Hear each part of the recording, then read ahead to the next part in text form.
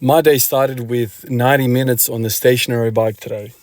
And then when I got out here to train, jelly legs, I had basically got a pump that, just walking felt like my knees were going to buckle. And so I'm sitting there and I'm like, okay, so I'm supposed to be doing my SSB Hatfields, but, I really have no capacity to do volume.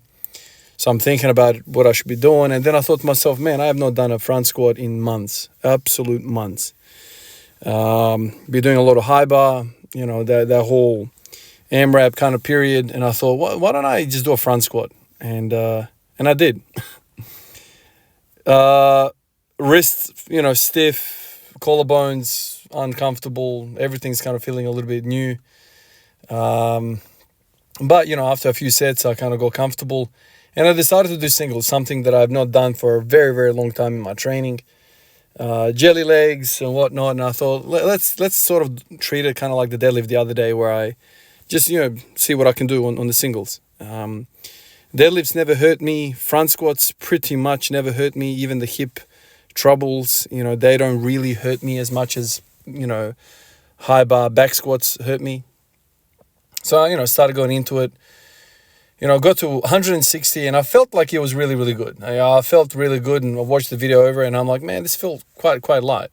And at that point I was like, okay, let's put 180 on the bar. And then when I put 180 on the bar, I'm like, well, 185 is my all-time PR. Why don't I just go 187.5? And then I was like, oh, screw it, man. Let's just put 190 on.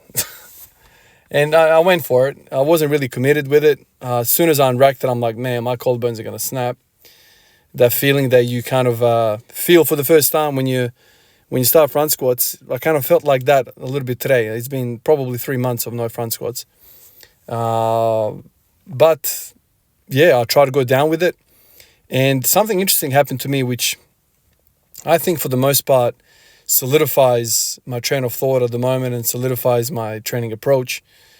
And that's, I definitely felt, as I was going down into the front squat, I felt a transition point between anterior chain and posterior chain. So I was going down for the first kind of to a quarter squat, and then I felt the quads sort of buckle, my knees buckle underneath me, and I felt my weight shift. And I went backwards, and then obviously with front squats, if you let the knees go back, it's over, because you go into a good morning squat. And front squats are the most unforgiving of all lifts, really. You're just going to drop it. So the moment your quads give up, then it becomes a posterior chain squat, which, high bar squat or a low bar squat, you can gut it out. But with the front squat, it's impossible. So I dropped it.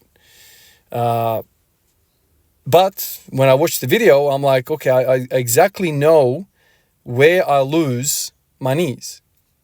And it doesn't necessarily just knees go back, knees go in. So there is a knee valgus moment in that lift, which to me it's obvious. And then when the knees go in, the hips go back, and then you've completely forgiven your positioning. And then it becomes a cascade of events that is impossible to overcome by any muscle in the posterior chain or posterior chain as a whole. And so then you end up dropping the bar.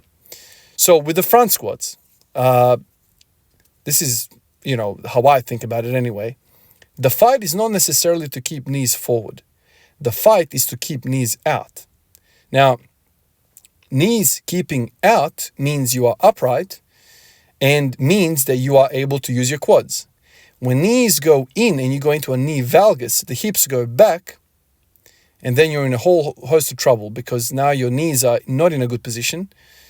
And not only are your knees, when they go in, they also go back. So now you are vertical shinned without quads, all posterior chain. So it's like unzipping all of your strong positions which you've started off with. So, when I watch that video and I think about what's been happening, with the belt squat, with the Hatfield squat, with the high bar AMRAP sets over the last few months, this set or this attempt at the 190 solidifies my thoughts that I'm in the right direction. All the stuff that I was doing with the hip abduction, all of the various different ways I train that. The hip band that I was using, I think it's called the hip band or hip circle in the squats. All of these things are coupled with hip abduction and knees forward. So when you abduct your hips in a squat, you will be allowed to use your quads. If you forgive that, then you're screwed. So my training direction really is all about quads and side glutes. That's pretty much how I think about it. And I think a lot of those problems that I have in various different lifts will be addressed.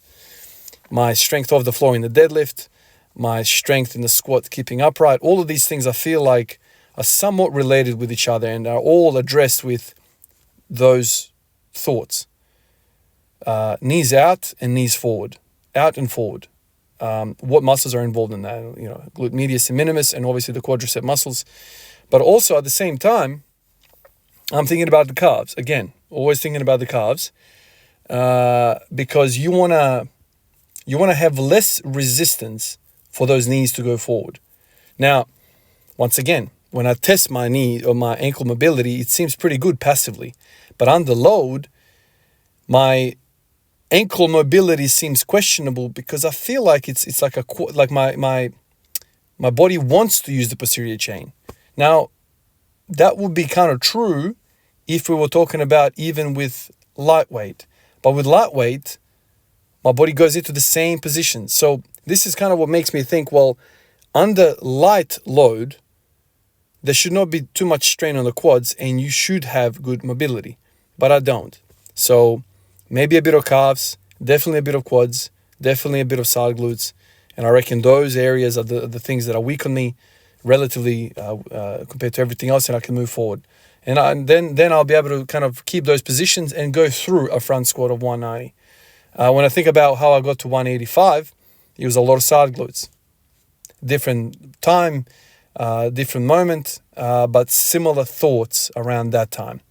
Now I've kind of progressed those thoughts even further, had a lot of success this year, and now I reckon this is what I need to move forward. So front squats are a really good indicator of where I'm at with this. That's it, guys. Appreciate you. I will catch you in the next one. Peace out.